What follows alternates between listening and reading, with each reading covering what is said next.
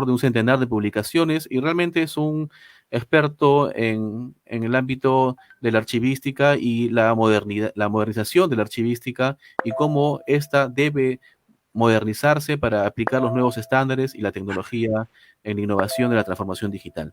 Así que, sin más, nuevamente agradecer a Luis Casella Serra y los dejo con esta importante ponencia sobre la transformación y la interoperabilidad. Luis, te doy el pase para que puedas desarrollar, por favor. Muy buenos días, buenas tardes a todo el mundo. Encantado de poder participar y gracias a la Asociación Peruana de Archiveros y Gestores de la Información por el voto de confianza. Ya veremos si al final de la sesión pues ha sido favorable o no. La verdad es que hemos llegado a un acuerdo de colaboración muy rápido, se ha organizado todo muy rápido y bueno, espero que si va bien pues podamos continuar colaborando. Por mi parte estoy encantado. Bueno, matizar una cuestión. Ricardo dice, bueno, un experto en la modernización, en la transformación. Eso de experto es una cosa que da simplemente la edad. Si nos dedicamos precisamente a lo que nos estamos dedicando, pues no es fácil, tenemos que convencer gente, estamos trabajando más con personas que con documentos, de hecho, porque estamos intentando cambiar y modernizar la organización. Por tanto, digamos que la experteza o, digamos, es un modo de supervivencia. Es simplemente con la edad sumas años, sumas experiencia y alguien dice, pues bueno, este es un experto. No, este ha sobrevivido. En cualquier caso, yo voy a intentar exponer un poco, voy a estar hablando, calculo que unos 20 minutos, luego podemos compartir cualquier duda, preocupación, problema, éxito que haya y evidentemente pues, cualquier reclamación yo creo que se debe dirigir a la Asociación Peruana de Archiveros. El Ayuntamiento de Girona. El Ayuntamiento de Girona hace más 3 años y medio que hizo el salto a digital. Ya estábamos creando documentos digitales. Hicimos una transición, digamos, haciendo pruebas en tipos de documentos transversales a toda la documentación, pero hubo un cambio legal y ese cambio legal en cuestión establecía un año para hacer el salto a digital. El Ayuntamiento de Girona lo hizo y lo hizo al 100% de la gestión de expedientes, de documentación, de su información, de hecho, en menos de 2 meses. Cuando yo sé que digo esto normalmente y la gente dice, es prácticamente imposible, ¿cómo lo hiciste? Una ciudad de 100.000 habitantes, 1.400 trabajadores. Bueno, pues la cuestión es que esto no se trabaja de un día para otro, esto no se hace en dos meses. Eso es posible cuando ya tienes un sistema de gestión de documentos como habíamos empezado a desarrollar desde el año 1995. Es decir, llevábamos 25 años ya trabajando en gestión de documentos y teníamos un sistema más o menos normalizado. Voy a compartir ahora, nada, son mi chuleta, para no estar mirando papeles y no estar subiendo y bajando. Voy a compartir una chuleta. No se me asusten con el dibujo, es un dibujo que he hecho ahora justo antes de empezar, de manera muy simple. Y es más que nada para que vean, para que puedan seguir mejor por decirlo de algún modo, que puedan seguir mejor qué es lo que voy a decir. Fíjense que en el centro de la transformación digital lo que tenemos es el documento digital. Cuando hablamos normalmente de transformación digital, muy a menudo se plantea la transformación, perdón, no sé si me están diciendo algo. No, vale. Muy a menudo se plantea la transformación digital como una medida de ahorro en la gestión de las administraciones públicas y de las empresas privadas. Esto es cierto, pero si solo prima esta digamos, premisa, lo que sí es cierto es que el punto de vista va a ser sobre todo tecnológico, cuando en realidad los problemas son organizativos. Entonces, ¿eso qué implica? Normalmente lo que implica es que nos centramos en el documento digital solo en la sustitución del papel, pero todavía pensando en el papel. Por tanto, en nuestro caso, el documento digital es el centro de la transformación digital.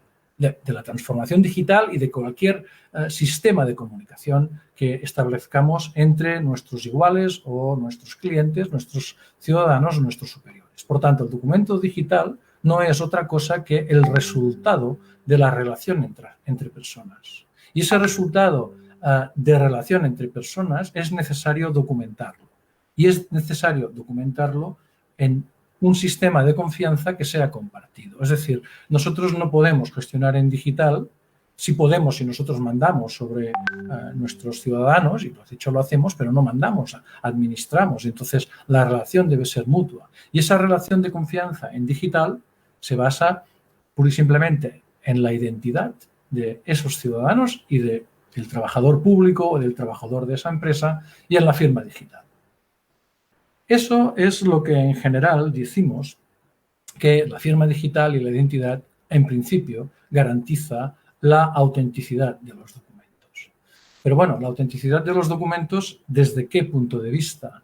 Porque, de hecho, firmar digitalmente, cuando aquí sitúo que es la tiranía del PDF, es que, ¿qué está pasando? Lo que está pasando exactamente es que quien no tiene un sistema de gestión de documentos, lo más fácil es firmar con soluciones de, digamos, lo más fácil y comercial, no pasa nada si digo que es la solución de Adobe.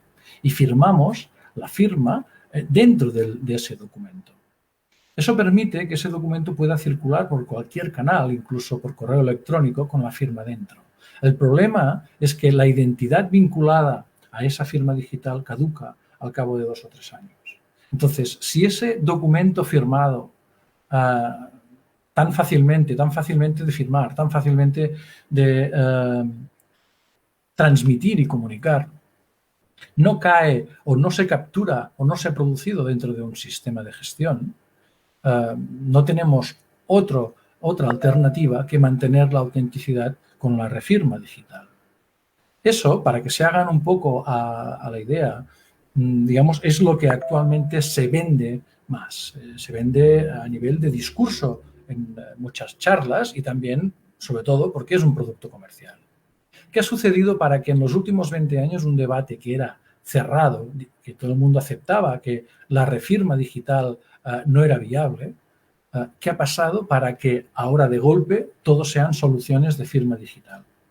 Por una parte, lo que ha pasado es que nos hemos transformado digitalmente sin tener un sistema de gestión de documentos y, por tanto, la autenticidad la continuamos basando solamente en la firma digital. Solo les pongo como ejemplo que nosotros superamos los 3 millones de documentos digitales. 3 millones de documentos digitales en los sistemas de oficina. O sea, no estamos hablando todavía de archivo. Son sistemas de oficina. ¿Cómo controlar, digamos, la caducidad de todos esos 3 millones de documentos firmados, cada uno en días distintos y por certificados digitales que cada uno caduca en días distintos? ¿Hay soluciones comerciales para hacerlo? Efectivamente. ¿Son, digamos, asequibles en estos momentos? Sí. ¿Es sostenible? No. Yo no me veo refirmando documentos durante los plazos de prescripción de la documentación a 4 años, a 7 años, a 15 años o, en el caso de una concesión administrativa de servicios, hasta 40 años o más. Eso es inviable. Estamos hablando de la punta del iceberg. ¿Cuál es la solución que se ha adoptado y que probablemente ustedes habrán oído hablar en España a través de la Ley de Procedimiento Administrativo? Se habla del archivo electrónico único. ¿Es realmente el archivo electrónico único la solución? A mi modo de ver, no. El archivo electrónico único, en el cual en el momento que se cierra un expediente se transfiere automáticamente al archivo electrónico único, presenta 2 problemas. Uno, por una parte, nadie ha reglamentado cuándo y cómo se cierra un expediente. Eso es lo primero. Lo segundo es que la autenticidad en estos momentos en el entorno digital, y ese es el problema, continuamos pensando solo en papel, continuamos pensando en la misma manera de gestionar que hacíamos en papel. Entonces, basamos la autenticidad en la firma digital. Pero ¿qué pasa con toda la trazabilidad de las acciones de cómo se ha gestionado el expediente? Eso está en los sistemas de gestión que lo han producido y eso no se transfiere en el archivo electrónico único. El archivo electrónico único es el repositorio en el cual van a parar o irán a parar todos los documentos de distintos gestores documentales que tenga una organización compleja. Por ejemplo, los ministerios. Si yo soy el ministro de Hacienda, evidentemente, yo no quiero tener una chuleta con 50 usuarios y contraseña para acceder a cada sistema. Yo quiero ese documento. Y entonces, a partir de ahí, necesito una única caja. Entonces, ese pensamiento todavía que se agarra al papel es común y es la base sobre la cual se ha definido el archivo electrónico único. Piensen que uno de los problemas que tenemos en torno al documento digital es la misma naturaleza del documento digital y de la firma digital. Les pongo un ejemplo. Un ejemplo que no se los voy a enseñar, pero se lo voy a contar, porque resulta que no lo tengo aquí, pero es un documento, una certificación de obras que simplemente es un documento que tradicionalmente en papel reunía a 5 o 6 firmas acumuladas de distintos actos administrativos. Esto que en papel es posible y que es posible acumular 5, 6, 20 firmas digitales, como en los documentos medievales, en un mismo documento, incluso cuando son actos administrativos separados dentro del procedimiento administrativo, en digital, cada firma y cada acto administrativo supone, o sea, en actos administrativos separados, supone documentos digitales distintos. Esto que para quien, digamos, es experto en gestión de documentos es bastante evidente, para los informáticos también, en oficinas es difícil a veces que el personal, y sobre todo, digamos, no tanto el personal administrativo, sino el personal técnico y el personal de dirección entienda y sea consciente de qué significa firmar digitalmente un documento. Por tanto, ahí tenemos una pequeña resistencia al cambio porque mentalmente no se ha cambiado el chip. Otro problema que tenemos en la firma digital y los PDFs y el archivo único o la preservación de este archivo es precisamente que, sobre todo en la relación con los ciudadanos, escaneamos documentos en papel, pero, por ejemplo, no aplicamos el OCR. ¿Qué sucede? Sucede que no tenemos expedientes en los cuales podamos explotar la información a través de búsquedas, sino que lo que sucede es que estamos creando álbumes fotográficos de documentos que no son explotables. Además, la tiranía del PDF, juntamente con el escaneado, lo que supone es que si un documento de una página firmado digitalmente puede ocupar 300K, escaneado, y depende del tipo de firma y del tipo de dispositivo, puede ocupar tranquilamente hasta 1,5 MB. Eso, un solo documento de una sola página. Entonces, ahí tenemos un problema de gestión de repositorio. Por tanto, la relación entre las personas, la confianza, la firma digital, la identidad y toda la preservación de la autenticidad, no tanto la preservación tecnológica, que ahora es más fácil de garantizar, sino la preservación de la autenticidad, radica en pensar en digital y olvidar, o aprender, mejor dicho, aprender todo lo que supone digital y desaprender lo que hemos arrastrado en papel. Pueden preguntarme, entonces, ¿cómo vamos a garantizar la autenticidad si no refirmamos los documentos? La primera cuestión es garantizar la integridad del documento, que no se haya manipulado. Garantizar que el hash de ese documento no es idéntico el mismo 2 años después, 10 años después o justo en el momento que debe transferirse o debe migrarse a otro formato. Tomar nota, notarizar ese nuevo hash de ese nuevo documento y añadirla a la historia de ese documento, de manera que pueda ser verificada en cualquier momento. Y otra cuestión es la trazabilidad de las acciones. Las acciones que se producen en la gestión de los documentos. ¿Quién ha intervenido? ¿Cuándo accedió a ese documento? ¿Cuándo lo envió a firma? ¿Cuándo se notificó al ciudadano?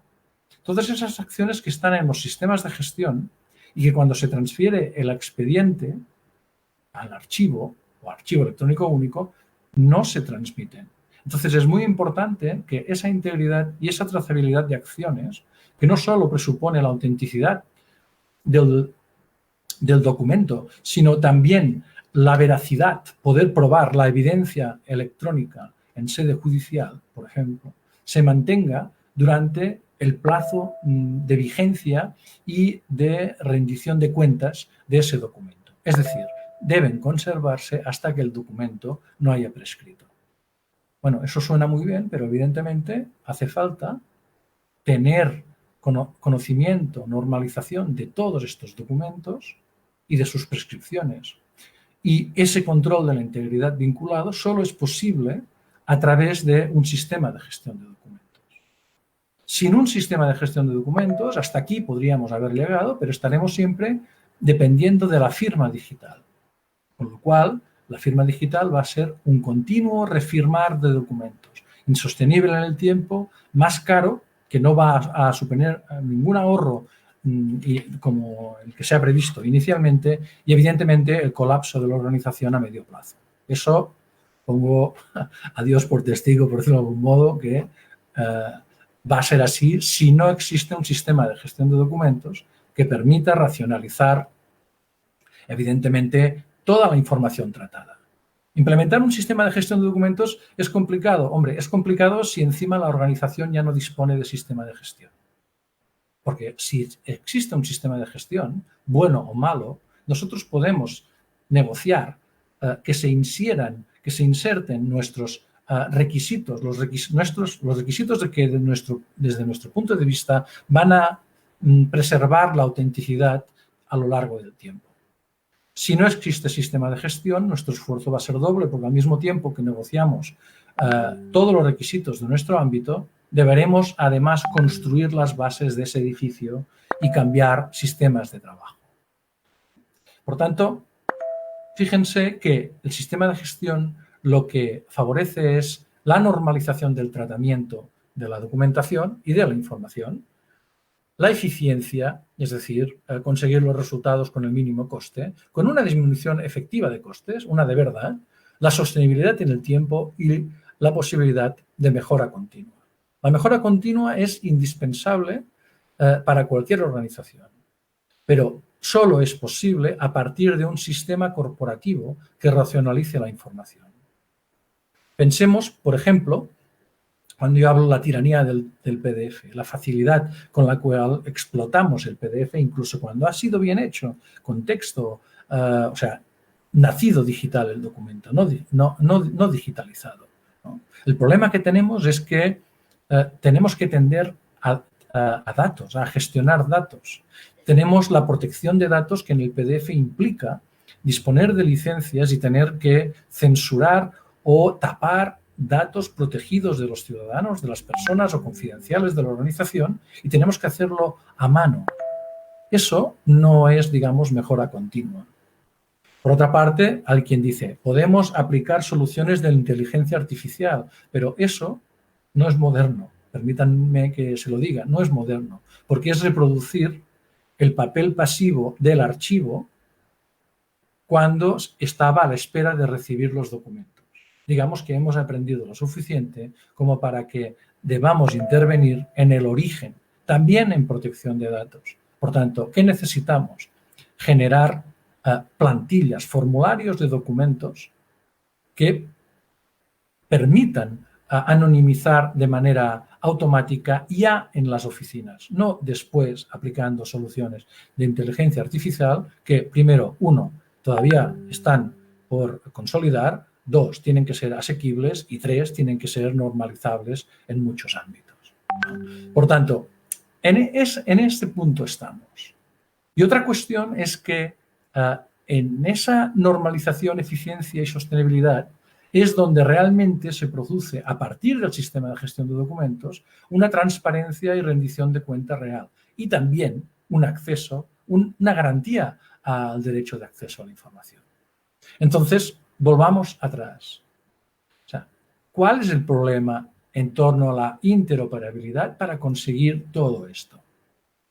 La interoperabilidad es la relación entre personas, físicas o jurídicas. Entonces, ¿a quién afecta? Afecta a organizaciones, afecta a ciudadanía, pero también afecta a profesionales.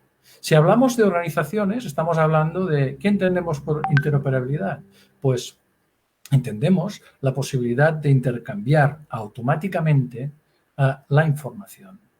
Es decir, que se entiendan las máquinas, que nuestro sistema hable con otros sistemas. Nosotros somos un ayuntamiento, estamos en la escala más baja de la administración en el Estado español. Por tanto, nosotros ¿con quién nos relacionamos? Nos relacionamos con la Diputación Provincial, el Gobierno Autónomo de Cataluña, el Gobierno del Estado, ¿no?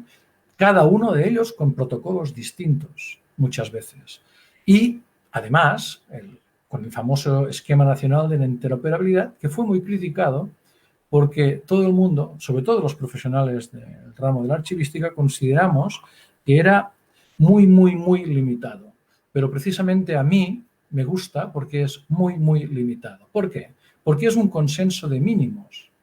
Y es sobre los consensos de mínimos que las máquinas pueden establecer protocolos para comunicarse. Si el ENI, el Esquema Nacional de Interoperabilidad, establece 15 tipos de documentos para intercambiarnos, el Ayuntamiento de Girona ha optado por estos 15 tipos de documentos. Si yo miro a otras organizaciones supramunicipales, Diputación, Gobierno de la Generalitat, Gobierno del Estado, no sé qué ha hecho en estos momentos, pero la Diputación lo ha hecho y tiene más de un centenar de tipos documentales. El Gobierno de la Generalitat ha hecho un trabajo de sofisticación perfecto, con más de 200 tipos, pero eso no sirve para la interoperabilidad. Eso sirve para el virtuosismo interno, pero no para interoperar, por ejemplo, con nosotros, que solo tenemos 15. Si tenemos que llegar a un acuerdo entre organizaciones, es como si llegamos a un acuerdo entre partes, entre dos personas. Vamos a ponernos de acuerdo sobre los mínimos. Por tanto, ese consenso de mínimos es indispensable. Esa simplicidad con garantías de seguridad y también de confianza. Y luego hablaré un poco de qué quiere decir seguridad y confianza. Esa simplicidad también la necesita la ciudadanía, porque sí, tenemos catálogos en línea, pero resulta que los ciudadanos no entienden nuestros catálogos de trámites. Cuando entienden el trámite, finalmente, merecerían casi una titulación por ello, deben relacionarse, acreditar su identidad para poder interoperar con nosotros. Y muchas veces los sistemas de firma digital son desconocidos. Por tanto, lo primero que tenemos que hacer es plantear la relación con nuestros ciudadanos desde la simplicidad. Y en todo aquello que sea posible, la transformación digital no implica hacerlo solo más rápido y con menos coste y con menos papel, sino también con proactividad. Es decir, tenemos mucha información, gestionémosla de forma eficiente e intentemos adelantarnos y ofrecer un servicio real al ciudadano.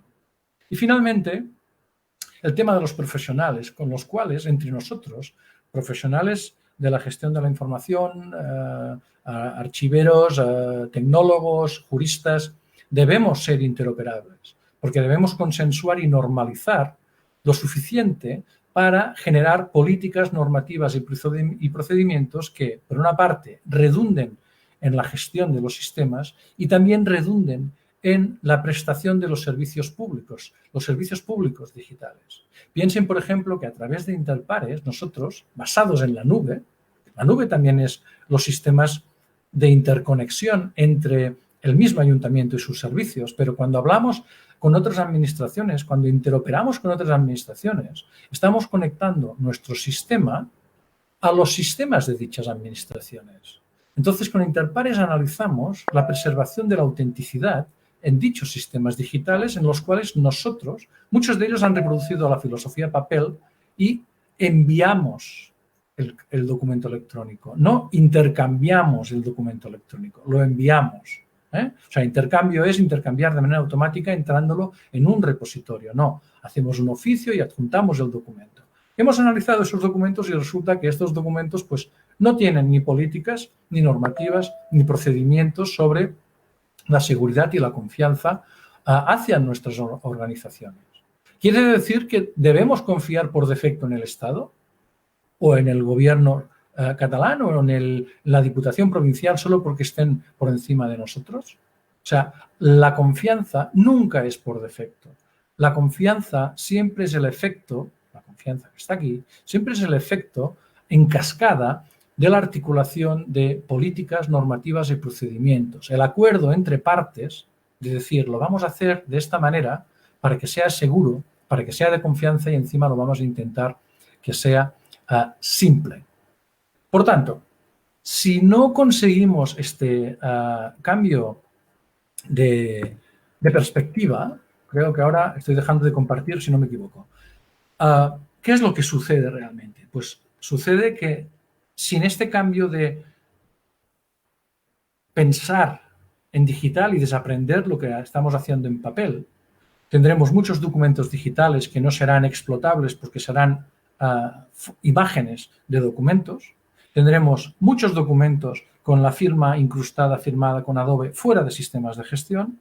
El único sistema para garantizar la autenticidad, como no hay trazabilidad, deberá garantizarse a partir de la firma y la refirma digital. Y por otra parte, la única cosa que garantizamos es obligando la relación entre partes a que sea digital. Es decir, obligamos la relación digital entre administraciones y obligamos la relación digital entre ciudadanos o con según qué ciudadanos, empresas, asociaciones, fundaciones, con lo cual solo digitalizamos la fachada de nuestra administración, pero no nuestra trastienda. Claro, ¿qué pasa? ¿Quién está en nuestra trastienda? Pues resulta que estamos nosotros, pero todo el personal también de la administración. La cuestión es que tenemos que salir de la trastienda y organizar tanto la fachada, el front office, como lo que hay detrás de la trastienda. Todo forma parte de un sistema de gestión y la única manera de hacerlo de manera coordinada y eficiente es que esa transformación digital se base en un sistema de gestión de documentos. ¿La perspectiva es solo archivística? No, debe ser compartida y lo primero que debemos hacer es pedagogía sobre este punto. Pero también quiero insistir en que esa interoperabilidad no es solo la interoperabilidad teórica, y con esto termino, entre máquinas y entre organizaciones. Es también la interoperabilidad con los ciudadanos, porque en el caso de la administración pública es quien paga nuestros salarios. Tenemos que hacer que los servicios públicos sean, sean más eficientes y para el ciudadano sean más fáciles y sean de más calidad. Y sobre todo entiendan por qué lo hacemos. Pero también debemos ser interoperables los distintos profesionales. Tenemos que simplificar para poder llegar a consensos y así poder mejorar y afrontar la transformación digital con garantías. Me he pasado 5 minutos más de lo que quería, lo lamento. Estoy abierto a sus preguntas o quejas y si hace falta también reclamaciones. Luis, muchas gracias por esta disruptiva perspectiva que nos has dado. Como te comentaba previamente, cuando conversábamos antes de gestionar esta charla, en el Perú y en muchos países en general estamos viviendo lo que tú bien has comentado, la dictadura del PDF, ¿no? Y la masificación del uso de la firma digital en el Perú en el marco del modelo de gestión documental que ha implementado la Secretaría de Gobierno Digital. Claro, eso al comienzo, digamos que no debería tener o generar mayores problemas, ¿no? Pero bien has dicho que el tema está, claro, los certificados vencen. En el caso de los certificados que usa la administración pública, vencen tan solo al año de emitidos. Y cuando se usa el sello de tiempo o el time stamping, cuando depende del proveedor, le da un uso de máximo 4 años. Eso evidentemente ya está trayendo algunos problemas respecto a las consultas en las áreas jurídicas, respecto a la validez o invalidez del documento en el tiempo. Y evidentemente, como comentabas, el tema de la integridad o la fiabilidad del documento en el tiempo. Sobre todo porque sí que estamos usando sistemas de gestión documental. No sé si sistemas de gestión documental, creo que sistemas de trámite documentario es el nombre adecuado. No son sistemas de gestión documental, que creo que si bien es cierto, tienen ciertas características, están permitiendo gestionar información de manera regularmente eficiente. En tal sentido, sí que es importante incorporar los elementos de los sistemas de gestión documental que están pues ahí en las normas ISO, ¿no? Que se han trabajado en los comités de la ISO y AENOR y acá también en el Perú a través de INACAL hemos incorporado sobre todo la 30.300, 30.301 y toda la familia asociada a la 15489, pero sí nos has preocupado, creo, respecto a esta experiencia que has compartido sobre la viabilidad o no del sostenimiento de la validez y verificación de la firma digital en el tiempo. Así que muchas de las preguntas seguramente irán por ahí. Creo que al inicio hubo unos pequeños problemas del audio. Le quería compartir a nuestros compañeros que están mirando la transmisión que pueden formular sus preguntas. Parte del formato que nos facilita nuestro ponente el día de hoy es que pueda tener la posibilidad de recibir las preguntas de las personas que están escuchando y mirando esta transmisión. Así que creo que es una magnífica oportunidad para que se planteen estas preguntas. Permíteme antes, Luis, mandar un saludo un fraterno a nuestros amigos de Argentina, de Chile, de Costa Rica, de Oaxaca en México, de Neuquén en Argentina, de Abancay en el Perú, ¿no? Panamá, la gente de Chiclayo, Lima, de la Ciudad de México, de la Escuela Nacional de Archivística acá en Perú, que están mandando sus saludos respectivos y agradeciendo tu ponencia. Y antes de pasar a las preguntas de los compañeros, yo te quisiera preguntar un tema que sí me dejó preocupado, que está referido justamente a la viabilidad de la firma digital, aun cuando sea una firma digital como estas que se llaman de la firma longeva, ¿no? Que tiene ciertas características distintas a la firma común que se puede hacer desde el Acrobat o a través de un software firmador. ¿Qué opinas de este uso? ¿Esto nos da una mayor garantía o es el mismo caso? Eso lo que hace es reducir el problema, pero no lo resuelve. Por ejemplo, un expediente. El expediente está compuesto de 50 documentos, cada uno de ellos firmado en un día distinto. ¿Cómo vamos a gestionar ese expediente? Cuando lo cerremos, vamos a arbitrar un procedimiento. Digo yo, pues se puede hacer de muchas formas y cada organización puede optar por un sistema u otro. Va a cerrar el expediente y lo va a convertir en un único documento para así simplificar y en lugar de refirmar 100 documentos, refirmar un solo documento. Esa es una posibilidad. Pero bueno, ¿qué va a pasar si, por ejemplo, ese expediente no es de conservación permanente, sino que es de eliminación selectiva? Por ejemplo, un proceso de contratación. He dicho 100 documentos, pero no estoy hablando de páginas. Un contrato de obras de un proyecto de envergadura puede tener un grosor en papel, permíteme que lo diga así, entonces lo cual son 300, 400 documentos, ¿no? De los cuales solo... aquí al menos la regulación es que debe conservarse el contrato y los pliegos de cláusulas inseridos en el contrato. Claro, si nosotros hemos reducido todo el expediente a un único objeto digital, no vamos a poder automatizar la eliminación de esos documentos. Vamos a tener que conservar todos los documentos. Pueden decirme, hombre, ¿y por qué en digital hay que eliminar? ¿No? Bueno, pues precisamente porque estamos generando, o sea, es digamos, la filosofía del petróleo, ¿no? Mientras podamos, pero claro, nuestros sistemas de gestión deben ser también sostenibles. Si nosotros somos un ayuntamiento pequeño, somos 100.000 habitantes, tenemos más de 3 millones de documentos. Digamos, podemos simplificarlos, sí, pero tenemos que firmar cada 2 años. Tenemos el control solo de los distintos plazos. Si yo aplico firmas de longevas y son a 10 años vista o a 15 años vista, me va a traer ventajas, pero también me va a traer inconvenientes. Aquí el problema es la trazabilidad de las acciones.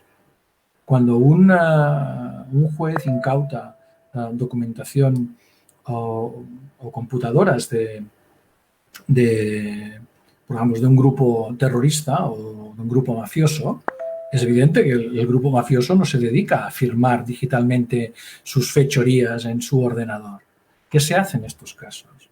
Pues un análisis forense informático y digamos, las evidencias, la trazabilidad es lo que constituye la evidencia que puede llegar a constituir valor puede llegar a conseguir valor probatorio en sede judicial. Por tanto, aquí lo que pasa es que nos hemos lanzado a la firma digital porque por facilidad y porque sobre todo no teníamos sistemas de gestión. Teníamos sistemas de tramitación, ¿no?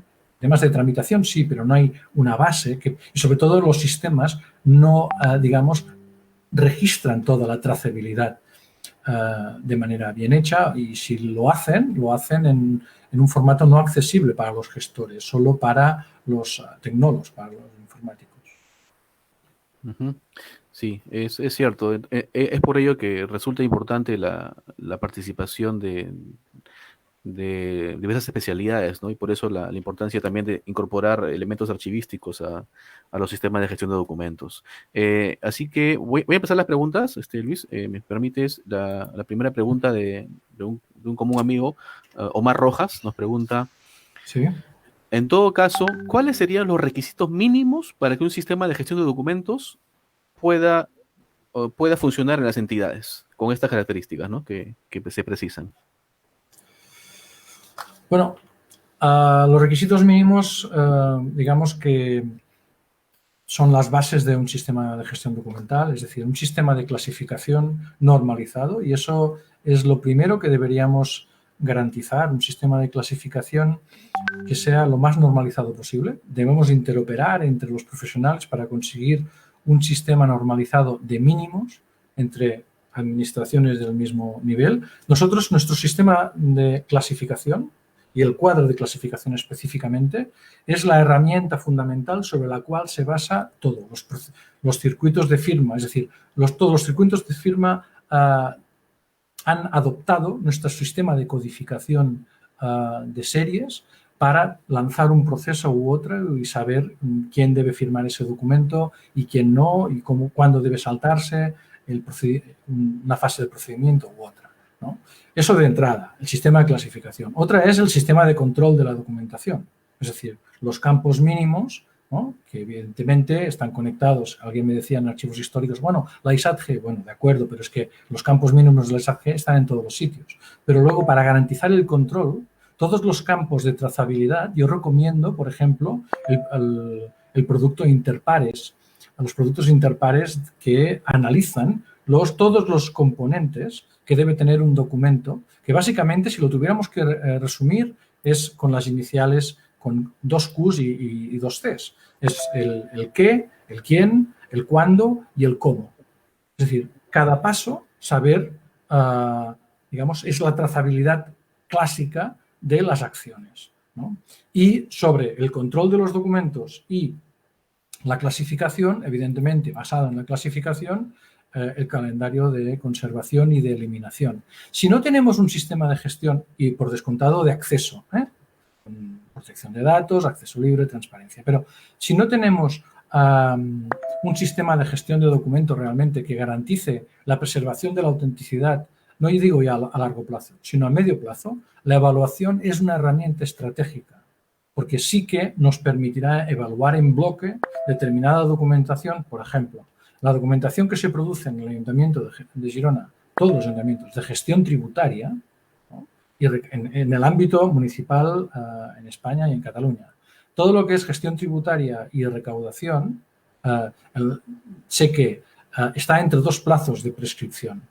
4 años para determinada documentación y 7 años otra. Pero no hay ningún instrumento de descripción, perdón, ningún tipo de documental, o prácticamente, que sea de conservación permanente. Hay muy pocos. Entonces, ¿yo qué voy a hacer? Me centro en esos documentos, mis esfuerzos en los documentos que sé que son de preservación permanente, y los demás, pues, al fin y al cabo, el riesgo disminuye con su prescripción a corto plazo. Sí, definitivamente. Sí. O sea, la solución en este caso es tratar de minimizar los riesgos respecto a qué valor más le debo dar a ciertos documentos. Y para eso es obligatorio y mandatorio, como bien decías, usar las herramientas archivísticas, ¿no? O sea, eso va a tener que ser así. Llega una pregunta desde Ecuador, ¿no? Desde Jorge Pavón Valencia nos pregunta, dice, muchas gracias Luis por la ponencia. La pregunta es, Dentro de los compromisos mínimos para la interoperabilidad, ¿los documentos que se generen deben ser electrónicos y no digitalizados? ¿O de alguna forma los documentos digitalizados también se pueden incorporar en la gestión documental bajo ciertas condiciones? Sí, digamos, digitalizar documentos es inevitable. Es inevitable porque, por ejemplo, nosotros somos un ayuntamiento y estamos a primera línea con el ciudadano. El ciudadano, la mayor parte de los ciudadanos, a pesar de que puede hacer prácticamente todos los trámites en línea, ¿qué tramita? Excepto pagar impuestos, ¿cuántos trámites se realizan con un ayuntamiento? Pues muy pocos. Y el ciudadano, la mayor parte de las veces, viene al ayuntamiento, quiere venir y quiere presentarlo en persona. Entonces, aunque hagamos declaraciones o solicitudes asistidas, ahora estamos cambiando la firma digital biométrica, pero todavía no lo hemos implementado. Eso permitirá no imprimir el documento que firma el ciudadano. Pero en estos momentos, cuando él aporta documentos, son documentos en papel. Entonces, yo lo que digo es que esos documentos deben digitalizarse, pero deben incorporar el OCR, el reconocimiento óptico de caracteres, porque si no es una fotografía, no lo pasamos a texto, no podemos recuperarlo por texto. Entonces, uno de los problemas, digamos, es que no se presta demasiada atención a los requisitos de digitalización, que ese sería otro tema. Y se puede digitalizar con una buena resolución, pero que ocupe 500K en lugar de 8 megas. Por ejemplo, eso es muy frecuente. Cuando recibes un correo, alguien te manda un PDF y tú dices, ostras, un PDF de 8 megas. Dices, ¿qué ha pasado aquí? Un PDF de 8 megas y solo tiene 2 páginas. Y en cambio yo genero un PDF de 2 páginas, incluso más, y pesa 300K. Pues esa eficiencia en un solo documento es importante, ¿no? Los pequeños cambios son poderosos, decía una serie infantil aquí hablando del medio ambiente. Eso es lo mismo, ese pequeño cambio, es decir, vamos a ver cómo digitalizamos. Pasemos unas normas de digitalización. Lo que ocurre, quiero añadir, que es que pasar el OCR a un documento digitalizado, cuando tienes una cola de personas que presenta documentos, añade algunos segundos, pero los añade por documento, eso sí. Podría hacerse a posteriori con un proceso automatizado. Pero digamos que el resultado va a valer la pena, ¿no? Porque el ciudadano va a poder inclusive gestionar su información de manera más adecuada, ¿no? Bueno, de hecho el ciudadano muchas veces lo que quiere es un retorno en papel, pero sí que es cierto que esa documentación, en el caso de España, bueno, es un principio de la Unión Europea de presentar los documentos una única vez. Con lo cual, si ese documento que has presentado es de conservación permanente y es reutilizable, no todos lo son, pues no tendrás que presentarlo otra vez en otro organismo público. Dirás, no, en ese día, con ese justificante, yo lo presenté en tal sitio. Y entonces ya nos interconectamos y, digamos, es un rendimiento, es una reutilización para el ciudadano. No debe volver a presentarlo. Además, está accesible en la carpeta ciudadana, en línea, que el ciudadano se identifica o puede identificarse y puede ver todos sus documentos. Bien. Aprovecho para saludar a nuestros colegas que están desde Córdoba, en Argentina, y nuestros colegas también acá en Perú de la Contraloría General de la República, que un número importante también están escuchando esta ponencia. Otra pregunta que viene, Germán Moreno nos dice, ¿y si guardamos los documentos en un repositorio seguro, será necesario el resellado? No, pero la cuestión, o sea, esa es la filosofía. O sea, debemos garantizar que donde depositamos los documentos sea un repositorio seguro, pero por repositorio seguro quiere decir controlar el acceso y adoptar medidas de monitorización. Está la norma ISO, bueno, el modelo OISE y las normas ISO correspondiente, pero claro, ¿qué sucede aquí? Sucede que lo importante es una cuestión que ahora estábamos discutiendo y aquí estoy bastante solo en este tema, pero yo defiendo que en digital las transferencias deben producirse en el momento que prescribe el documento, porque es cuando realmente la trazabilidad de las acciones deja de tener importancia y puedes basarte solo es un punto y aparte.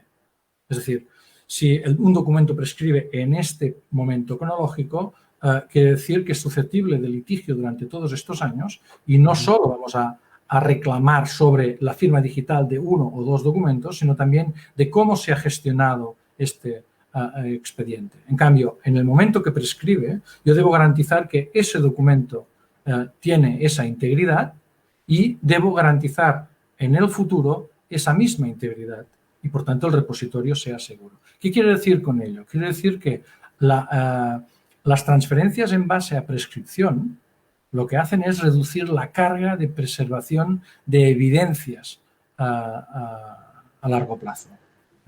Digamos, entonces, la respuesta que nos plantea a la pregunta planteada es, efectivamente, un repositorio seguro, ¿no?, que reúna los requisitos de modelo OISE, por ejemplo, pero también saber en qué punto deben transferirse esos documentos. Porque el archivo electrónico único lo que hace es, incluso la solución de eArchive, que es una solución catalana que es la misma filosofía, empezó en el año 2003, para que vean, y es la misma filosofía.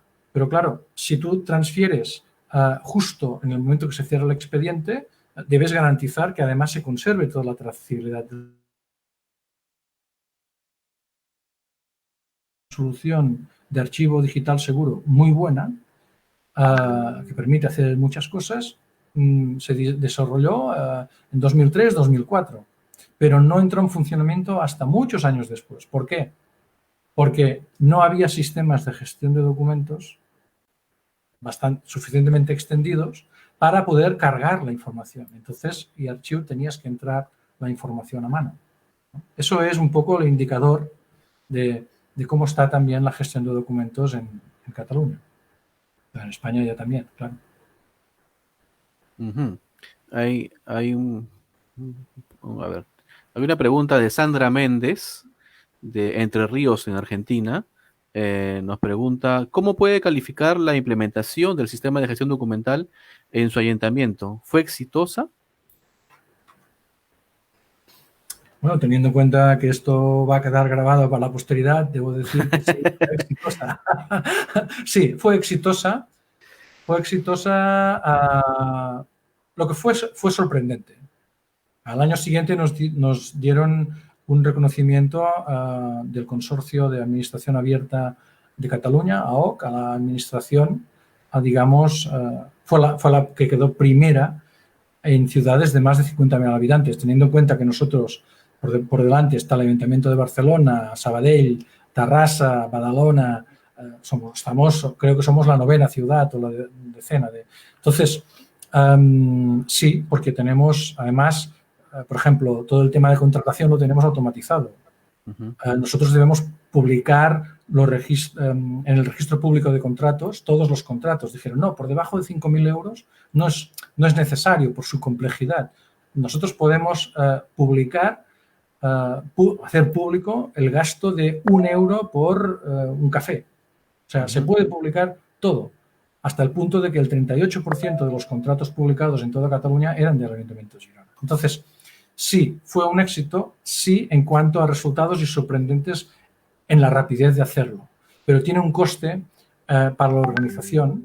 Eso fue posible porque había un sistema de gestión de documentos, pero generó un estrés organizacional muy alto, sobre todo en 3 departamentos. Uno fue atención al ciudadano en el registro de entrada, generó muchos problemas, no habíamos formado a los ciudadanos, no habíamos formado a los contratistas y a todas las personas jurídicas que de un día para otro tuvieron que empezar a operar en digital.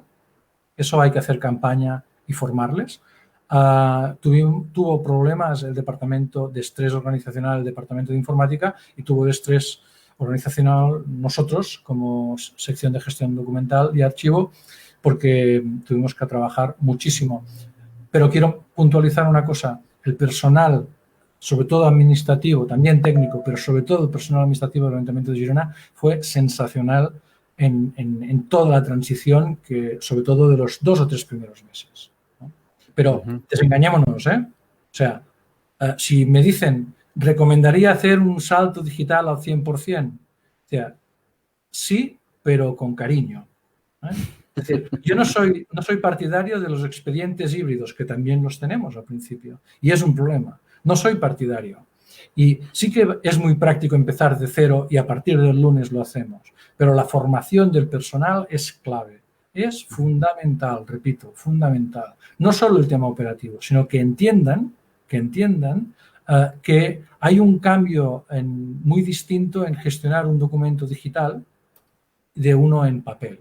Por ejemplo, diligenciar un documento en digital supone generar un documento distinto en nuestro sistema.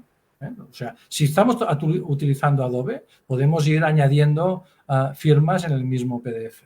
Pero si utilizamos un sistema de firma exento a Adobe y que controla el sistema de gestión de documentos, cada vez que añadimos una firma en un trámite distinto, generamos un documento distinto. Esto entenderlo para el personal, pues que no había parado atención, no había prestado atención a eso, pues fue un poco complicado, sí. Sí, justamente a eso iba la pregunta de nuestra colega Pamela González Jerez, quien es presidenta del Grupo de Archiveros Municipales de Chile. Aprovecho para mandar un abrazo a nuestros colegas chilenos, que nos decía justamente cómo fue esa transición, ¿no? Pero me quedaría con la parte final de la pregunta sobre cuál fue las estrategias más eficientes para poder llevar a cabo esa transición, ¿no? Digamos, necesitas máximo apoyo de la dirección, eso es un clásico. Pero más allá del clásico, lo que sí es cierto es el aspecto humano. Había una consultora aquí en España que hacía unos productos, editaba unos productos antes de que quebrara, fue una lástima, muy interesantes. Y recuerdo, yo me quedé en una frase que vengo utilizando desde hace, esto lo publicaron en el año 96, por tanto, hace 24 años que la vengo utilizando, ¿no? Y siempre decía, el factor humano es indispensable en la organización. Y el factor humano ni se compra ni se vende, se hace. Eso es importantísimo. Entonces, en ese sentido, trabajar el factor humano, ¿qué fue importante? Fue importante que el departamento de informática tenía credibilidad, digamos, en toda la organización, en todo el personal. Y nosotros no solo teníamos credibilidad, sino que teníamos autoridad moral sobre el personal. La autoridad moral sobre el personal se gana con la confianza, con el día a día. Sí que es cierto que hacía muchos años que estábamos trabajando. Habíamos, por ejemplo, en determinados departamentos teníamos, no diríamos implantes de nuestra sección, de nuestro servicio, pero sí que había gente con la cual teníamos más o menos designados como interlocutores de confianza. Entonces, a partir de ahí, los formamos especialmente a ellos para que hicieran de agente multiplicador y de solucionador de problemas, porque deben pensar que en los primeros días y las primeras semanas y los primeros meses yo casi que debía ir con esto colgado, y yo y todo el personal de mi departamento, a los cuales quiero felicitar por la constancia, el apoyo y, digamos, las ganas y voluntariedad, que eso sí que no hay administración ni empresa que te lo pague. Esto ya lo he dicho, pero por si acaso, ¿no? Por tanto, yo me centro en la dirección, sí, apoyo, pero el factor humano es fundamental, fundamental. Bien, una pregunta, bueno, son muchas preguntas, pero digamos estoy un poco filtrando los comentarios, ¿no? Así que me disculparán nuestros colegas que nos ven. José Antonio Jiménez Mancillas nos dice, en la implementación de un gobierno digital o electrónico en los países, un factor fundamental es la digitalización de los documentos y procedimientos para que estos logren su objetivo.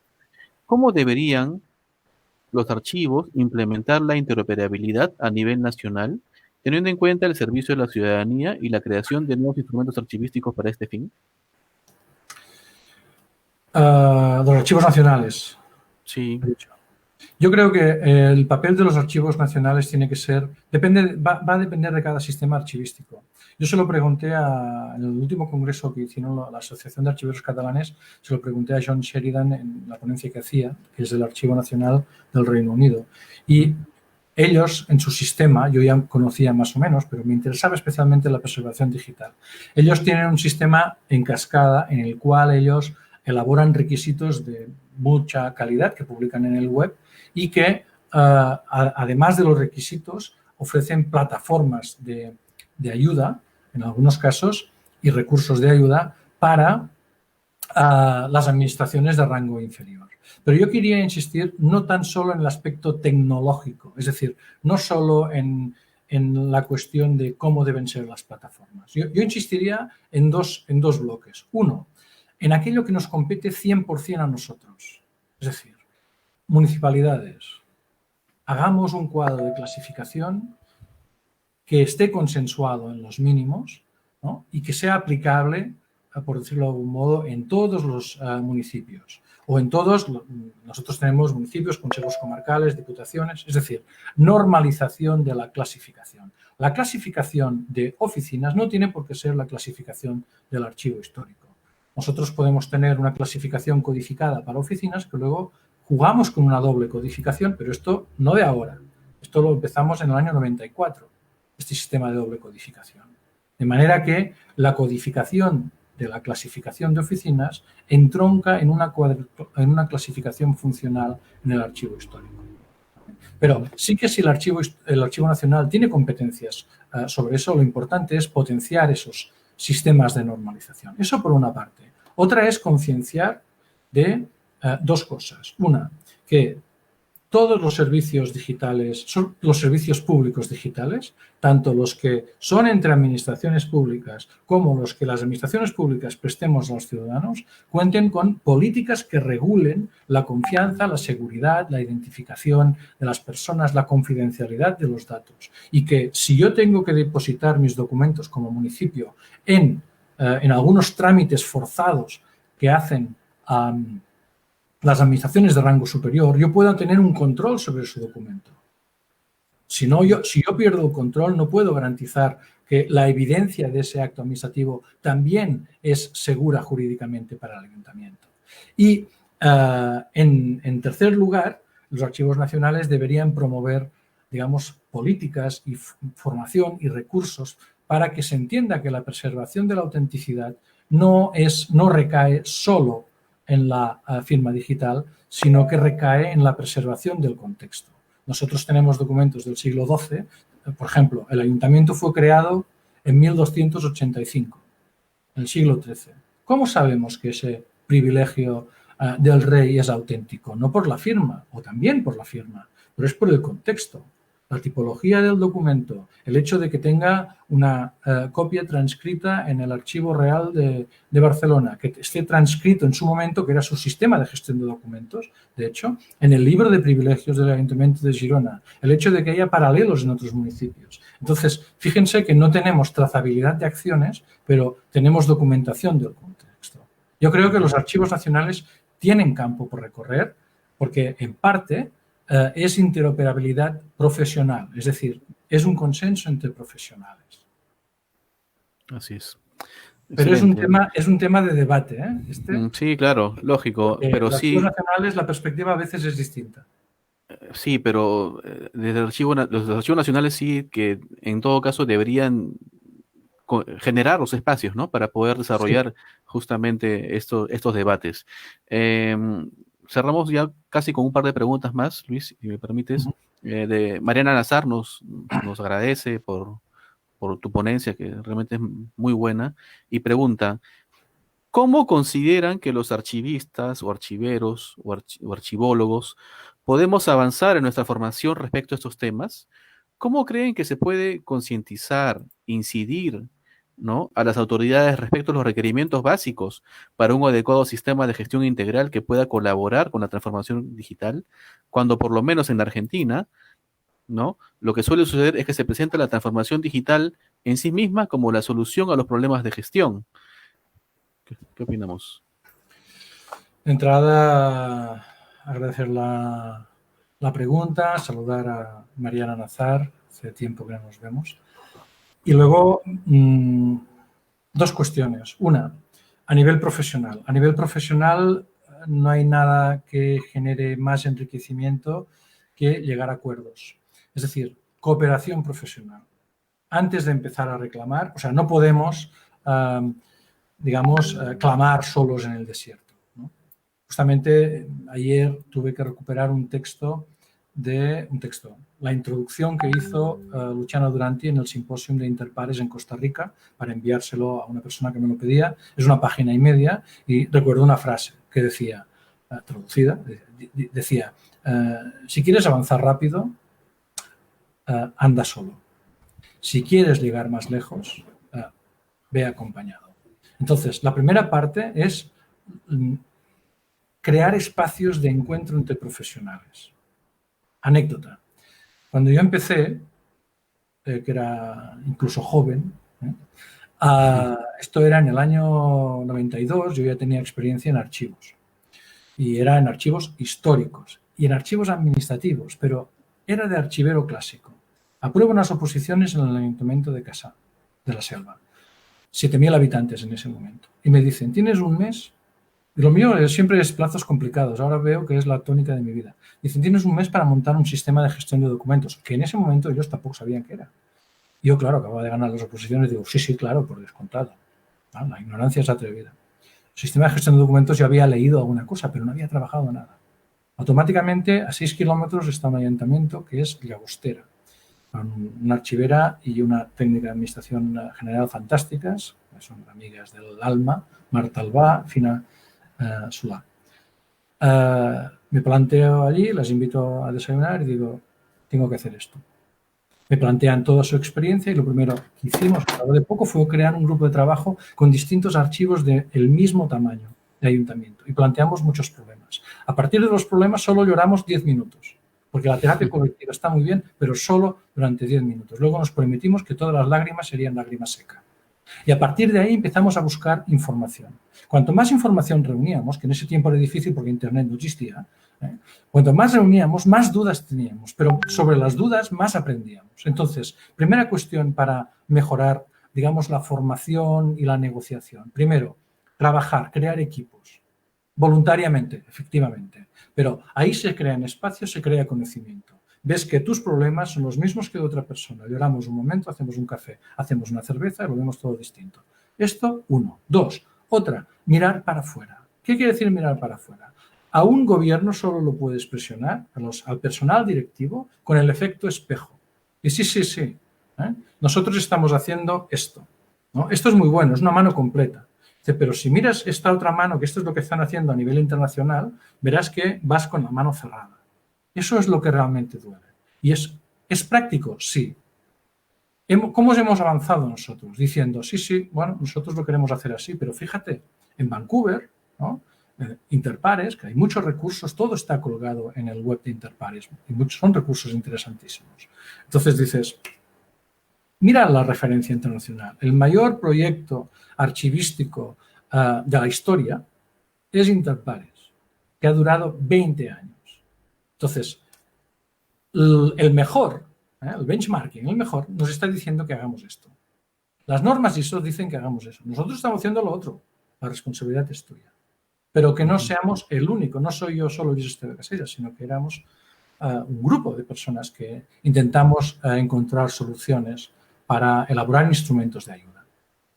Esa sería mi consejo sería cooperación profesional y, sobre todo, proyección hacia afuera para saber qué se está haciendo y poner el espejo delante para decir, ¿se está haciendo esto? ¿Estamos haciéndolo bien? Hacer muchas preguntas incómodas.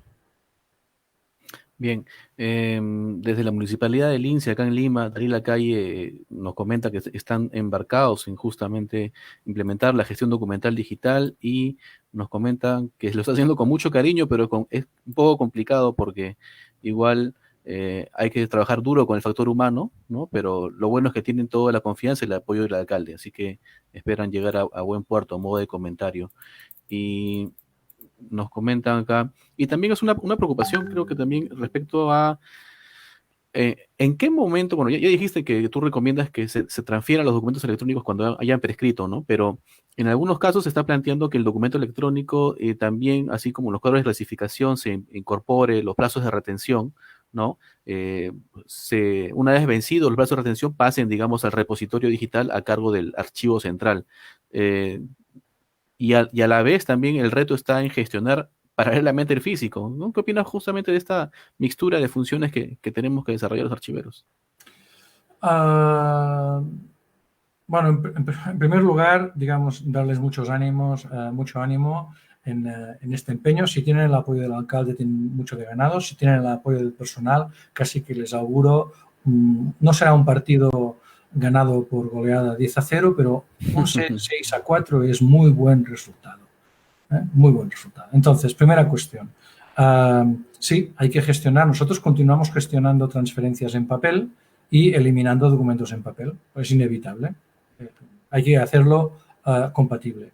Pero así como en papel la transferencia la marca generalmente el espacio disponible en oficinas, dice, te tengo que transferir, ¿de acuerdo? Pues lo pactamos, ¿no? Pero las evidencias, la trazabilidad en papel es la que es. No es la misma que exige el documento digital. Por eso yo defiendo estos dos parámetros, dos criterios distintos. Nosotros en papel no hemos cambiado los criterios. Tendemos, como ahora tienen más espacio en oficinas, tendemos a unarlos. Pero en digital, aquí hay una cuestión. Es decir, lo que es importante es que, si no sé si lo he entendido bien, pero se asocian los periodos de retención al archivo central. Sí. Y se cumple el periodo de retención en el archivo central y luego se transfiere. Bueno, aquí la cuestión es que tanto si se transfiere a una solo en base a la firma digital. Es decir, si ese documento corresponde al que se firmó o que no se firmó.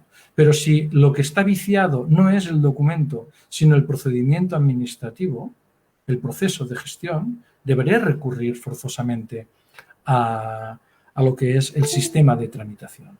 De ahí que sea importante, digamos, no esperar los documentos que nos transfieran una vez finalizada la prescripción, sino que intervenir desde el diseño para que toda la trazabilidad sea retenida también en los sistemas de gestión. No sé si me he explicado un poco. Sí, sí. Justo aprovechamos para agradecer los saludos que ha mandado doña Norma Fenoglio, quien se encuentra en línea. Te manda saludos, Luis. Y ya para terminar, quisiera preguntar, ¿y qué papel juegan esta gran cantidad de datos que vamos gestionando en el ámbito de la gestión documental? ¿Cómo relacionarías, ¿no? La gestión documental en el ámbito de la nueva gobernanza de los datos, ¿no? Que también es una preocupación, ¿no? Bueno, de entrada vamos a desmitificarlo un poco, porque yo ahí yo hice una presentación el año pasado en Novagop en la que hablaba precisamente de eso. Ahora todos hablamos de datos, ¿no? Entonces aquí se mezclan muchas cosas. Primero de todo, cuando en inglés se habla, o en el entorno profesional, se habla o se utiliza la palabra data, en inglés, en los contextos profesionales, es mucho más amplio que el contexto dato, información estructurada. No es información estructurada. Eso primero. Gartner, que es la consultora de referencia a nivel mundial, decía que el 80% del conjunto de data en el mundo era información no estructurada o semiestructurada. Eso es importante porque quiere decir que solo el 20% de la información es estructurada y son lo que nosotros conocemos por datos. Por tanto, primera cuestión, es decir, mientras nosotros estemos gestionando PDFs, datos, solo las de los bases de datos. Esta es una cuestión. Otra cuestión es que sí que es cierto es que con la Internet de las cosas se están generando multitud de datos. Por tanto, se ha mezclado toda la gobernanza de datos en un mismo saco. Yo distinguiría todo el conjunto de datos generados automáticamente por sistemas de captura automáticos, control del medio ambiente, tráfico, temperatura del agua del mar, flujo del agua de los ríos, cantidad incluso generadas a través de contenedores inteligentes de basuras. Se generan millones de esos datos. Esos datos se van a gestionar de determinada manera. ¿Van a ser datos de archivo? Bueno, vamos a ver, porque se generan millones cada día. Otra cosa es que si debemos analizar los datos que realmente se gestionan en el entorno, digamos, en la gestión administrativa de las organizaciones. Y ahí quedan delimitado a los datos generados en bases de datos, ¿no? Entonces, eso es importantísimo porque, por ejemplo, nosotros, el núcleo duro de los documentos que realizamos, que elaboramos, no los hacemos en procesadores de texto, sino que los hacemos en formularios de bases de datos. ¿Eso qué quiere decir? Que esas bases de datos son explotables. En cambio, por decirlo de otro modo, todos los documentos que tú generes a partir de formularios de base de datos los vas a poder explotar de modo distinto y más eficiente que no de esos datos que has generado en un procesador de texto como el Word, por ejemplo. ¿Por qué? Porque sí, cuando sea un PDF, el resultado final va a ser un PDF, vas a poder hacer búsquedas documentales, pero, por ejemplo, no vas a poder anonimizar datos por defecto a partir de los datos que tengas entradas en la base de datos, que nosotros conservamos. Es decir, un informe. Yo hago un informe en el formulario de la base de datos. Me genera el informe y en el momento que se firma, que se valida y se firma, los datos del sistema de base de datos quedan asegurados y el informe en PDF hace su circuito. Pero yo puedo jugar con ese formulario estructurado, ¿no? Además de hecho, lo que hicimos, no lo tengo aquí, tampoco pensaba que lo utilizaría, hicimos un análisis diplomático de los informes, normalizamos todos los informes, todas las propuestas de resolución a decretos de alcaldía, junta de gobierno y pleno, la acta, por decirlo de algún modo, el modelo de acuerdo y las notificaciones. Con lo cual hicimos la alineación de campos esenciales y cuando yo hago un informe de propuesta de resolución, automáticamente genero el resto de los documentos. Quiere decir que se transmiten los datos, genero los correspondientes PDF para firma, pero es que además a final de año puedo sacar, por ejemplo, el libro de actas a partir directamente del sistema o lo puedo generar en un formato que sea explotable. Esa es un poco, digamos, la precaución, separar gobernanza de datos de distintas perspectivas, datos del Internet de las cosas, todo aquello generado automáticamente, datos que es información estructurada de sistemas de bases de datos y luego todo lo que es información no estructurada que serían precisamente los ficheros PDF, entre muchos. Bien, Luis, gracias nuevamente y te traslado el agradecimiento de todas las personas que están viéndonos en muchas partes de Latinoamérica y también de España, por supuesto. Por ahí me pareció ver a Gerardo Bustos, a quien le aprovecho para mandar un abrazo. Y sí que es importante la gran cantidad de información que nos has dado. Por ahí comentaban, ¿no? Que luego requieren ver el video para poder procesar tanta información que nos has brindado y que como comentábamos cuando conversábamos, es necesario que abundemos un poco en algunos temas que ya seguramente nos ponemos de acuerdo en las fechas y los horarios para que muchos temas que han salido el día de hoy pues se sigan desarrollando, ¿no? Como te comentaba, en el Perú y en muchas partes de Latinoamérica estamos justamente en ese momento en que estamos aprendiendo, desarrollando experiencias y también, por supuesto, cometiendo algunos errores, ¿no? Que dada la experiencia y el tiempo en que se ha implementado en España y otras partes del mundo, sería bueno difundir para evitar ello. Así que con ello, Luis, de verdad te quiero agradecer, ¿no?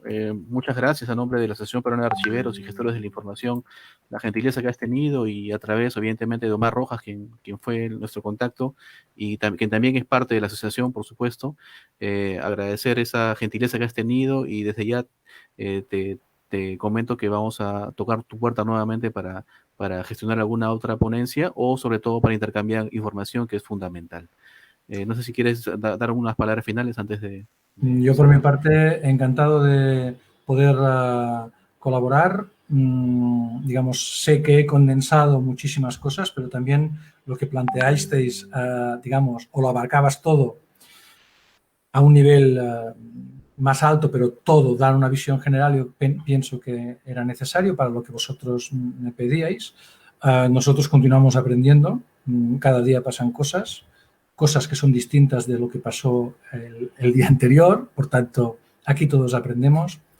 Esa chuletilla que yo me he hecho, que he presentado al principio, sobre cada uno de esos recuadros se puede hacer, digamos, no necesariamente una ponencia, pero yo estoy abierto a que, digamos, oye, ¿por qué no hacemos algo de preguntas-respuestas? Pero no solo que yo responda, sino que también pueda preguntar a partir de ese otro recuadro, ese tal, porque sobre cada uno yo podría explicar mi experiencia, pero cada uno de vosotros podríais explicar vuestra experiencia. Por mi parte, como digo, encantado, digamos, asombrado de tantas conexiones desde puntos distintos, y en cualquier caso es evidente que la tecnología permite esta multiconexión con esos cuantos lugares has dicho. Espero haberlo hecho de modo aceptable y que merezca el aprobado, porque si no, lo que tiene la tecnología es que también el ridículo se multiplica por todos esos lugares que precisamente han tenido la paciencia de conectarse. Por mi parte, un placer, y saludos y abrazos a todos, especialmente, bueno, a todos, porque hay de todos los sitios, pero a la gente del Perú, que algunos los conocí en España, en la Universidad Internacional de Andalucía, que fue un placer, y en otros también por la misma UNIA, dando un curso, seminario en Lima, que fue todo un placer, y creo que además nos lo pasamos muy bien, creo. Yo sé. Muy bien, Luis, nuevamente muchas gracias, y comentar a nuestros amigos que nos están viendo que la próxima sesión de estas conferencias retomarán su horario habitual a las 6:30 de la tarde, el día 24 de julio, que gracias al Comité Regional de los Archivos del Norte del Perú, que agrupan 6 archivos regionales, vamos a hacer un evento con ellos que se denominará Archivos Regionales, Realidades y Desafíos, justamente porque es importante trasladar el ámbito nacional, que los archivos regionales tienen también la función de poder justamente gestionar la gestión documental en sus respectivos ámbitos territoriales, y son lamentablemente por algunas circunstancias que ha pasado la archivística en el Perú, no se han podido fortalecer como todos quisiéramos. Así que esperamos el 24 de julio coadyuvar en poner en vitrina la problemática y sobre todo el avance que han podido desarrollar desde los archivos regionales. Así que con ello me despido. Nuevamente, Luis, gracias por tu paciencia y por la gentileza que has tenido con nosotros, y esperamos contar contigo en una próxima oportunidad. Muchas gracias a quienes nos ven, y hasta el próximo viernes 24 de julio. Gracias.